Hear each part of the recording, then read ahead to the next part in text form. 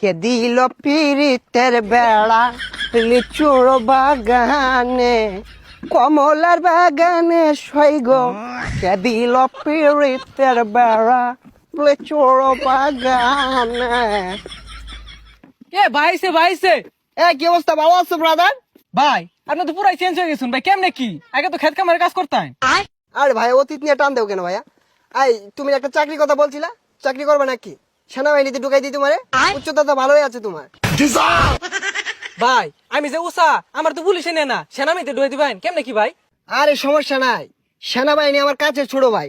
তুমি যদি 2 ফুট চাও তাও তোমারে ঢুকাই দিব না মানে চাকরিতে। আচ্ছা ভাই ঠিক আছে, একটা চাকরির ব্যবস্থা করে দিন যে। এই ভাইয়া দাঁড়াও, একটা ফোন দিই। হ্যালো কদম আলী, এই মুড়ে আমার গাড়িটা নিয়ে আসো তো।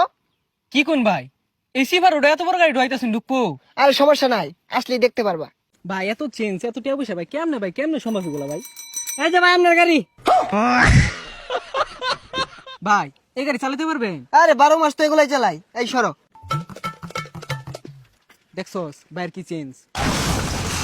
এ ভাই ভাই ভাই এ ভাই ভাই ভাই ভাই ভাই উঠেন ভাই। না সমস্যা নাই, এই ঢাকা শহর রেস করি তো, এখানে ফাঁকার উঠপায়া গাড়িটা একটু পাকার দিকে চলে গিয়েছিল। এই তোমরা এক কাজ করো, গাড়িটা গ্যারেজে পাঠাই দাও, সমস্যা নাই।